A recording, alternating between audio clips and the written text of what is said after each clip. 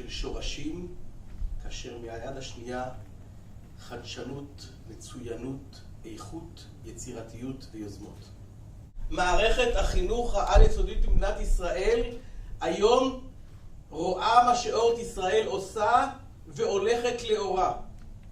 אם זה בנושא הערכה בית ספרית, אם זה בנושא תגמול מנהלים ומורים, אם זה בנושא פיתוח חדשני של מגמות לימוד חדשניות, כל זה מבית היוצר של רשת אורט. ולא יכולנו למצוא לדרך הזאת שותף יותר מתאים, יותר מעז, יותר חלוץ, יותר רואה את העתיד, וכזה שמוכן לקחת גם סיכונים בדרכים שהן לא פשוטות. כשחלוצים וניגשים לדרך חדשה ואל עתיד שנורא קל לתאר אותו כמו שתיאר אותו חמי ותיאר אותו גם דנקן, יש הרבה דרכים וקשיים בדרך. אבל כשאנחנו ישבנו לפני שנה, אני פגשתי צוות מדהים של אנשים שהחליטו לשנות ולהוביל את הדרך בחינוך בישראל.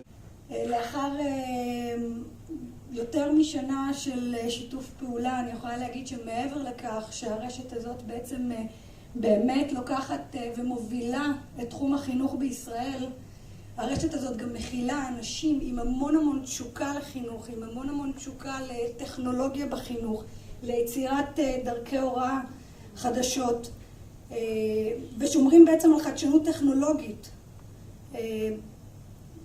בכל הרבדים. ויש לנו מורים שמזהים את הפוטנציאל הטמון בטכנולוגיה ככזו שמשפרת ומעלה את המוטיבציה של התלמיד ללמוד בעזרת גישה יצירתית ומאתגרת.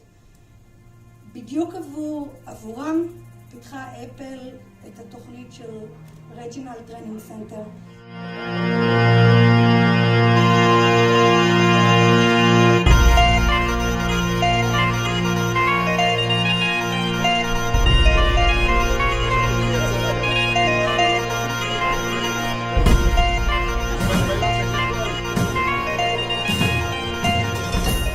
קודם כל יש פה רגע היסטורי, אנחנו משיקים את ה-RTC הראשון. ה-RTC עומד בשביל Regional Training Center, הראשון והרשמי של אפל בארץ.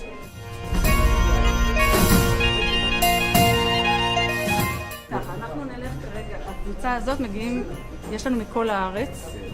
עכשיו זה כאילו, אתה יודע, זה הדחיפה הראשונה.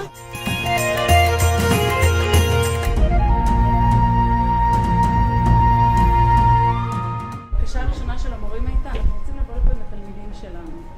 אז התשובה שנתתי להם, מורה שישתתף בתוכנית, אנחנו נוכל לעשות את הסוג של שיתוף פעולה, שיוכל להביא את הכיתה שלו לפה, וביחד איתו לתת להם גם כן סשן של למידה. אז יהיה פריבילגיה למורים שלומדים.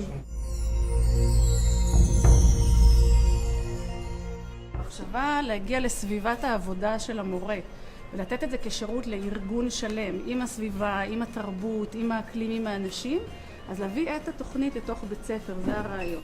יש לנו רעיונות ליצור סביבת עבודה של מחשבי מקינטוש בתוך בתי הספר. מתחילים בשלב הראשון עם תוכנית של 14 שעות, שנותנת את כל ה-iLife. יהיו פה סדרות של, למשל, מורה דיסציפלינה או מגמות, אנחנו נלך על היקף יותר רחב בסט הראשון, אבל מהר מאוד נעשה תוכניות שלביות, ככה שנוכל לתת המשך תוכנית עד להעמיק לתוך העבודה עצמה.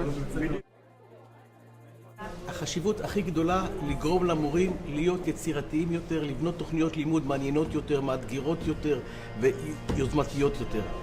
זה עולם חדש שאפשר, נותנים להם כאן כלים ותוכנות של עולם חינוכי מהמתקדמים ביותר בעולם, שהם יכולים היום את כל מה שהם רק חלמו להגשים, כדי שתלמידים יקלטו חומרים בצורה טובה יותר, איכותית יותר, ולהגיע למצוינות טובה יותר.